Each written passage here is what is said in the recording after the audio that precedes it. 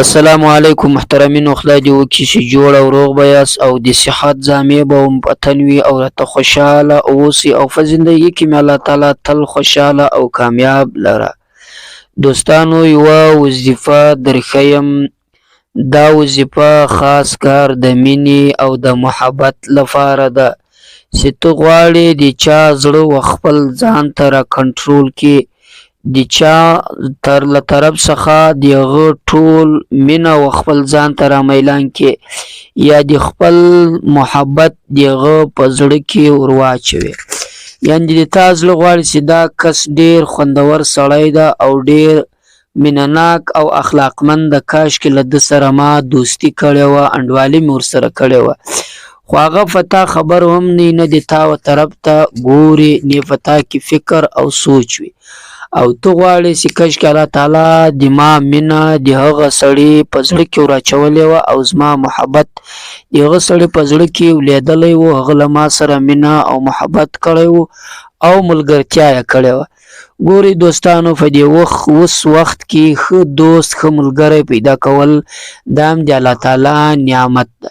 یو ښه مخلص انډوال چې د تا زړه غواړي چې دا زما انډوال سي او ستا پر طبیعت جوړي، دا پیدا کول دا د الله تعالی له طرف څخه نعمت ده. یو قسمتداره سړي ته به ور پیدا کېږي او دا ډېر سخت ګران ده.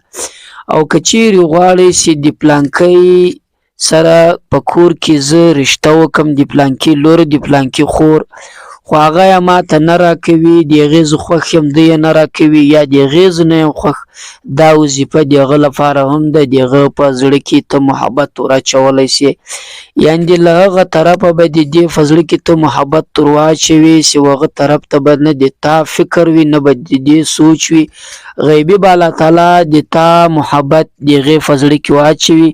خپله به راضي سي چې زه له تا سره واده کول غواړم.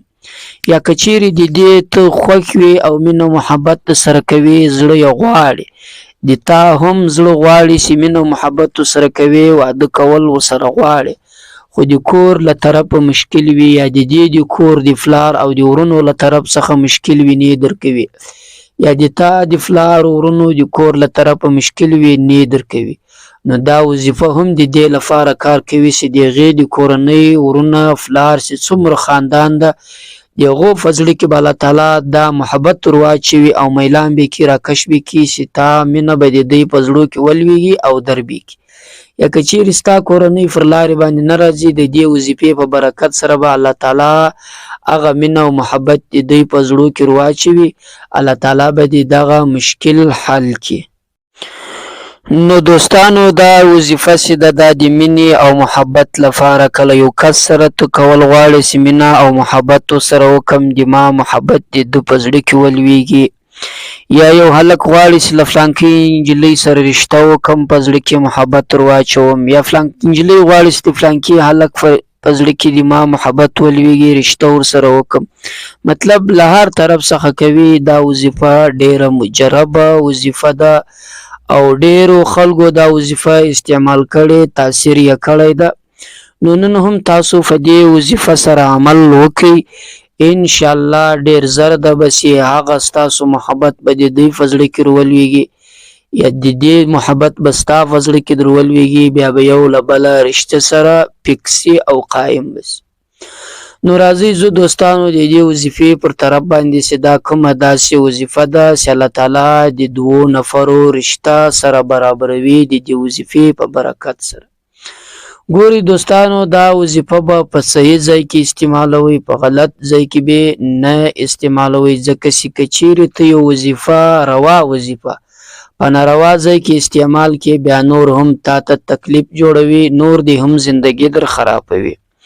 نو راځئ دوستانو، هغه دا وظیفه ده چې د ماښام او د مازدیګر تر لمانځه په دې دوران کې به وایم، د ماښام او د مازدیګر تر لمانځه، یعنې چې د مازدیګر لمانځه وروسته د ماښام تر لمانځه مخته دغه وظیفه به وایې. په سر کې هم 10 واره درود شریف اللهم صلي، په پای کې هم درود شریف اللهم صلي، او 450 واره، یعنې د 4.5 واره به دغه توري وایې چې ډېر اسانه توري دي. قد شغفها حبا، قد شغفها حبا، دغه توري به 4.5 واره وایې. کمی نه یادېږي پر سکرین باندې ما درکړې دغه دعا دغه وظیفه دا ډیره وایاست. په سر کې هم لس واره درود شریف، په پای کې هم په مابینځ کې دغه دعا 4.5 واره وروسته سیم 4.5 واره وویله. پر هغه ځای ناست الله تعالی ته به دعا وکړئ په هغه انداز باندې کوم چې تاسو دعا زده ده. دغه عمل به تقریبا پر 15 ورځې کوئ، یعنې تر 15 ورځو پورې به دغه عمل انشاءالله ضرور تاثیر کوي. که چیرې په 3مه ورځ یې وکړئ هم دا دعا بلا به تاسې پرېږدي، کې په 4مه ورځ وکړه، یعنې د اخري ورځ چې ده د دې 15مه ورځ ده. په 15 ورځو کې به انشاءالله دغه وظیفه ضرور عمل کوي. الله تعالی مهربانه ده، د دې وظیفې په برکت سره بس تاسو په مابینځ کې مینه او محبت پیدا او رشته به مو قایم سي. نو دوستانو دا وظیفه کوئ او موږ ته هم دعا کوئ. نو موږ در څخه ولاړو تر بلې ویډیو پورې د الله په امان پر الله مو سپارو.